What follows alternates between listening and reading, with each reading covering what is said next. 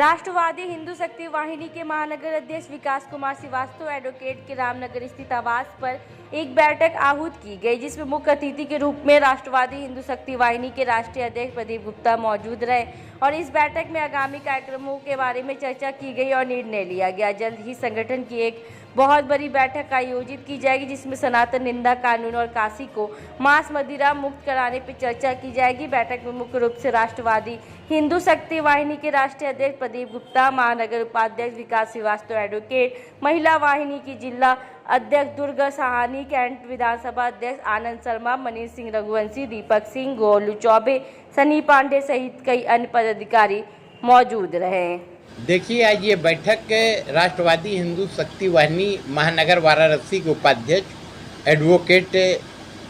विकास श्रीवास्तव जी के आवास पर आहूत की गई, जिसमें महानगर के प्रमुख पदाधिकारी उपस्थित रहे। साथ ही बतौर मुख्य अतिथि मैं भी उपस्थित हुआ और इस बैठक का उद्देश्य ये रहा कि जैसा कि आज चुनाव परिणाम आ रहे हैं और उसके बाद जल्द ही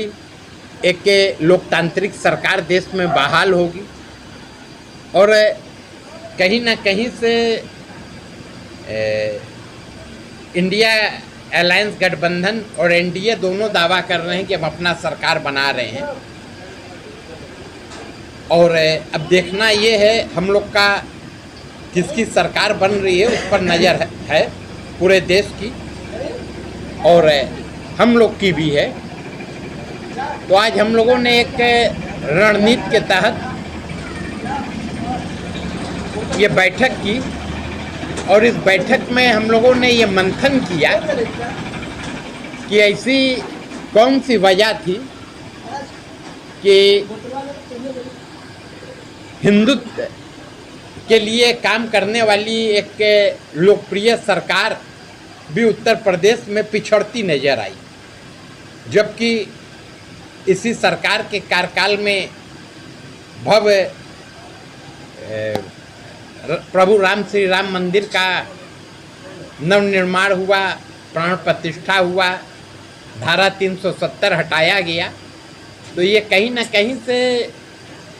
बीजेपी के जनप्रतिनिधियों के लिए और भारतीय जनता पार्टी के लोगों के लिए भी आत्म मंथन का विषय है। और साथ ही राष्ट्रवादी हिंदू शक्ति वाहिनी की जो मुहिम थी, जैसा कि हम लोग को आश्वासन भी भारतीय जनता पार्टी के शीर्ष नेताओं से मिला था कि अगर 400 का आंकड़ा पार होता है तो इस देश में सनातन निंदा कानून पारित कराने की दिशा में कार्य होगा। तो अब कहीं ना कहीं मुझे लग रहा है कि वो आंकड़ा पार न करने के वजह से उस मुहिम जो आसानी से होने का हम लोग सोच रहे थे, वो उसमें रुकावटें आएंगी। मगर हम लोग प्रभु श्री राम के भक्त हैं, जो कि समुंदर में भी रास्ता बनाने का काम करते हैं, जो कि तमाम बाधाओं को झेल करके भी अपने लक्ष्य को प्राप्त करने का काम करते हैं। तो राष्ट्रवादी हिंदू शक्ति वाहिनी सिर्फ एक बड़ी बैठक बुलाएगी और उसमें अपनी रणनीति तय करेगी और सनातन निंदा कानून पारित कराने के लिए सभी राजनीतिक दलों के अध्यक्षों से, जनप्रतिनिधियों से, पक्ष और विपक्ष के, माननीय प्रधानमंत्री जी से लेकर के नेता विरोधी दल, लोकसभा स्पीकर, सबसे मिल करके और हम लोग मांग करेंगे। और मैं साफ शब्दों में बता देना चाहता हूं कि जो भी दल राष्ट्रवादी हिंदू शक्ति वाहिनी के इस मुहिम में बाधा बनने का काम करेगा, सनातन निंदा कानून को लागू कराने में पलीता लगाने का काम करेगा, उसको आने वाले विधानसभा चुनाव 2027 में जो होने वाला है उत्तर प्रदेश में, उसको औकात बताने का काम, धूल चटाने का काम करेगा।